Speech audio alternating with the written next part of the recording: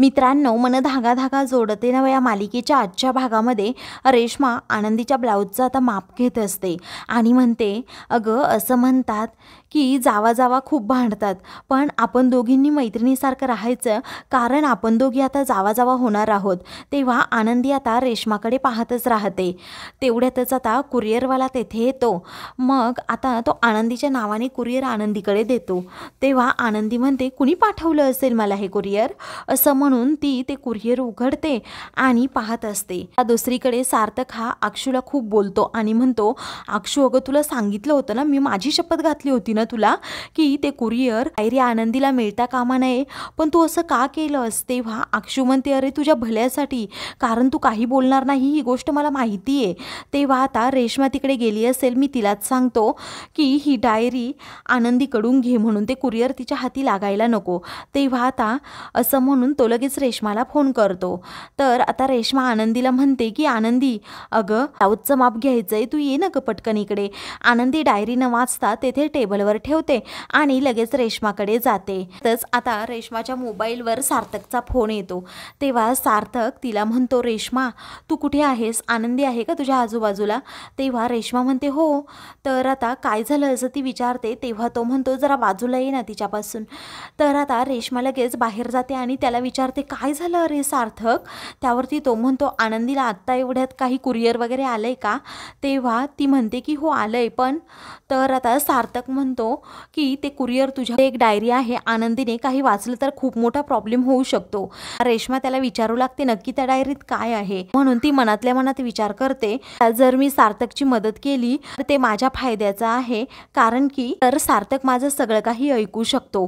ती सार्थकला धीर देऊन म्हणते, तू काळजी करू नको, मी घेते माझ्याजवळ ती डायरी. सार्थकच्या आता जीवात जीव येतो. तर तू असं का केलंस असं अक्षू त्याला विचारते. तेव्हा तो म्हणतो, आनंदीला कळता कामा नये, तुला सांगितलं ना मी एकदा. आता रेश्मा म्हणते, आनंदी आता मेजरमेंट झाले आहेत, मी जाते ऑफिसला. ती सार्थकने सांगितल्याप्रमाणे आता डायरी पण स्वतः जवळ घेते आणि लगेच ऑफिसला जायला निघते. दुसरीकडे अक्षू अजूनही सार्थकला समजावत असते, परंतु सार्थक ऐकायला तयार नसतो. तो म्हणतो, आता सगळं काही ठरलंय, सगळं काही व्यवस्थित होतंय, त्यामुळे मी का खोडा घालू. भाईच्या आयुष्यात आता चांगले दिवस येत आहेत, कारण आनंदीसारखी मुलगी त्याच्या नशिबी आहे. तर आता दुसरीकडे रेश्मा ती डायरी वाचते. एका ठिकाणी थोडी आग लागलेली असते. त्या आगीमध्ये आता रेश्मा ती डायरी टाकणार असते.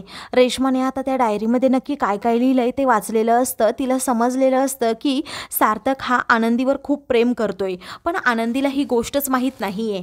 तर रेश्मा म्हणते, तू तर कम नशिबीच आहे आनंदी. अगं सार्थक तुझ्यावर वेड्यासारखा प्रेम करतोय, ही गोष्ट सुद्धा तुला समजली नाही.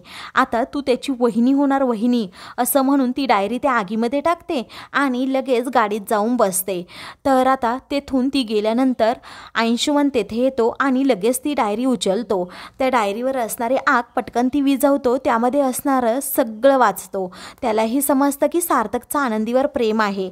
आता तो म्हणतो, रेश्मा मॅडम मी बाजी पलटवली आहे, कारण आता या डायरीच्या जीवावर मी आनंदीला कधीही सुखी होऊ देणार नाही. म्हणजे तिचं लग्न मी मोडणारच, काहीही झालं तरी. आता तिने मला डिवोर्स दिला ना, आता ती आयुष्यभर अशीच सडत बसणार. मी तिचं लग्न मोडणार म्हणजे मोडणारच, अशी तो शपथच घेतो. दुसरीकडे सार्थक खूप टेन्शनमध्ये असतो की नक्की त्या डायरीचं रेश्माने व्यवस्थित विल्हेवाट लावली असेल की नाही. तेव्हा तो रेश्माला फोन करणारच असतो. तेवढ्यातच आता आनंदीच्या फोनवरून सार्थकच्या मोबाईलवर फोन येतो. त्याला वाटतं की आनंदीचा आहे. तो पूर्णपणे घाबरून जातो. तो म्हणतो, आनंदी सॉरी हा. तेव्हा मी आनंदीचे बाबा बोलतोय असं अण्णा म्हणतात. ती सार्थक विचारतो, काय काम काढलं, बोला ना अण्णा. अण्णा म्हणतात, आनंदीच्या आयुष्यात जे काही घडतंय ना ते फक्त तुमच्यामुळे घडतंय. रेश्मा मॅडम आल्या होत्या, त्यांनी मेजरमेंट घेतले, पण याची काही गरज नव्हती, आम्हाला थोडं तरी काहीतरी करू द्यात. सार्थक म्हणतो, तुमचं बरोबर आहे, पण हे सगळं प्लॅनिंग फक्त आईचं आहे. आईने हे सर्व ठरवले म्हटल्यावर मी काय बोलू शकतो. तर आता अण्णा म्हणतात, जेव्हा सर्व दरवाजे बंद होतात तेव्हा एक दरवाजा नेहमी देव खुलतो आणि तो तुमच्या रूपात आम्हाला भेटलाय. आनंदीचं आयुष्य तुमच्यामुळे सुखात जाणार आहे. तर आता फोन ठेवल्यानंतर अक्षू म्हणते, दादा तू जे काही करतोय ना ते मला अजिबात आवडलेलं नाहीये. मला असं वाटतंय हे मी कुणाला तरी सांगावं. त्या मनाची ही घालमेल आता मी नाही पाहू शकत. सार्थक म्हणतो, हे तू कुणाला सांगणार नाहीये. तेवढ्यातच तेथे अरविंद येतो आणि म्हणतो, मला आता सर्व काही समजलेलं आहे. असं म्हणून आता तो पुढे येतो. तेव्हा सार्थक आणि अक्षूला खूप मोठा धक्का बसतो की बाबाने हे सगळं काही ऐकलं. तेव्हा आता सार्थक हा अरविंदला समजावू लागतो, बाबा तुम्ही जे ऐकलं ना ते खरं आहे. माझं आनंदीवर खूप प्रेम आहे, पण आता त्याचा काही फायदा नाही, कारण आनंदी आणि आदर्श दादाचं लग्न ठरलं आहे. लग्न ठरल्यापासून तो खूप खुश आहे आणि तो दारूसुद्धा सोडणार आहे असं म्हटलं आहे. आता आदर्श दादासाठी आपल्याला एवढं तर करावंच लागेल. आज तुम्ही जे काही ऐकलं ते तुम्ही कुणाला सांगणार नाही, मला प्रॉमिस करा. म्हणून सार्थक आता त्याच्याकडे प्रॉमिस मागतो. अरविंद म्हणतो, मी प्रॉमिस करतो, मी कुणाला सांगणार नाही. मला तुमच्या दोघांचा खूप अभिमान वाटतो. मी कुणाला काय सांगणार, कारण की मला कधी आठवतं तर कधी आठवत सुद्धा नाही. त्यावरती सार्थक रडतच म्हणतो, तुम्हाला माहिती आहे बाबा, मी रोज सकाळी उठल्यावर देवाकडे प्रार्थना करतो की माझ्या बाबांना सगळं काही आठवू देत, ते पूर्वीसारखे नॉर्मल होऊ देत. पण आता देवाकडे एक मागणं मागतो की तुम्हाला ही गोष्ट कधीच आठवू नये की माझं आनंदीवर प्रेम आहे, ही गोष्ट तुम्हाला माहीत आहे. तेव्हा अरविंद म्हणतो की मग सगळं काही देवावर सोडतो, सगळं काही ठीक करेल. मला तुमच्या दोघांचा खरंच खूप अभिमान वाटतो. असं म्हणून अरविंद म्हणतो, मला काही विसरण्याच्या आत मी तुम्हाला एकच गोष्ट सांगतोय की अक्षू, तू तुझ्या भावाला सांभाळून घेतेस ना, ते मला खरंच खूप आवडतं. तर दुसरीकडे आनंदी आता ती डायरी शोधत असते, परंतु तिला कुठेही ती सापडत नाही. तेवढ्यातच आता शकू तेथे येते आणि म्हणते, काय ग, काय शोधतेस आनंदी ताई तू? त्यावरती आनंदी म्हणते, अगं माझं पार्सल आलं होतं, त्यामध्ये एक डायरी होती, ती मी शोधतीये, पण आता इथे नाही आहे ती. तेव्हा मालती आणि लीना देखील तेथे येतात. तर आता त्या दोघींनाही ती विचारू लागते की डायरी पाहिली का? त्या दोघीही म्हणतात की नाही पाहिली. तर आता आनंदी म्हणते, रेश्मा मॅडम देखील इथे होत्या, मी मेजरमेंट द्यायला गेले, मग त्यानंतर त्या तेथून गेल्या. तेव्हा आता 100% ती डायरी रेश्मा मॅडमनेच नेली आहे असं शकू पटकन म्हणून जाते. तर आता मालती म्हणते, रेश्मा मॅडमने ही डायरी घेतली नसेल, त्या खूप सुधारल्या आहेत आता.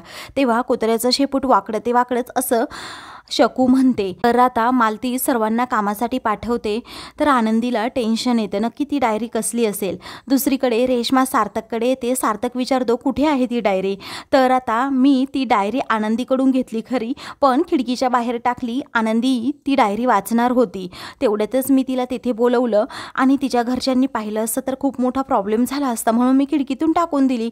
सार्थक म्हणतो, बरं झालं, परंतु ती डायरी नंतर तू शोधायला नाही गेलीस का? ती म्हणते, शोधायला गेले होते, पण ती डायरीच तेथे नव्हती. सार्थक म्हणतो, बरं झालं आनंदीच्या हाती ती डायरी लागली नाही. तर आता रेश्मा ही राहून राहून विचारते, नक्की त्या डायरीमध्ये असं काय होतं? सार्थक सांगायला तयार नसतो. ते पाहून रेश्माच म्हणते की मला माहिती आहे, त्या डायरीमध्ये लिहिलं होतं की तुझं आनंदीवर खूप प्रेम आहे. सार्थक म्हणतो की आता मला या विषयावर काही बोलायचं नाहीये, मला या लग्नावर फोकस करायचा आहे, त्यामुळे तू पण ही गोष्ट कुणाला सांगू नकोस. तेव्हा रेश्मा म्हणते, नाही सांगणार. असं म्हणून दोघेही एकमेकांचा हात हातात घेतात. तर रेश्माला आता खूप भारी वाटतं. दुसरीकडे सुधाही मालतीला फोन करून सांगते, उद्या तुम्ही आनंदीला घेऊन वेळात वेळ काढून इकडे या, कारण निमंत्रण पत्रिका येणार आहेत. नवरा नवरीच्या हातून ती कुलदेवीला ठेवायची आहे. तेव्हा आम्ही इकडून काही आणायचंय का? काही रीतभात असेल तर सांगा. आता मालती विचारते. तेव्हा तुम्ही काही आणायचं नाही, फक्त आमच्या होणाऱ्या सुनबाईला घेऊन या असं ती म्हणते. तर ती आता मालती ठीक आहे असं म्हणते. तर सुधा आता ठीक आहे असं म्हणून फोन ठेवते. आता मालतीला खूप आनंद झालेला असतो. तर मित्रांनो, पुढील भागामध्ये सानू ही आनंदीला सांगते, त्या रेश्मा मॅडम होत्या ना, त्या ती डायरी घेऊन गेल्या. तेव्हा आनंदीला आता ते सत्य समजतं. नंतर आता मी विश मागते आहे, तुला विश मागायची का असं सानू आनंदीला विचारते. तेव्हा आनंदी काहीतरी मनात मागते. समोर सार्थक उभा असतो. तेव्हा तुला तुझी विश, तुझी इच्छा पूर्ण झाली का असं सानू विचारते. तर सार्थक म्हणतो, आनंदी. तेव्हा आनंदी आणि सार्थक एकमेकांकडे पाहतच राहतात. अशाच मालिकेंचे पुढील भाग पाहण्यासाठी चॅनलला सबस्क्राईब करा.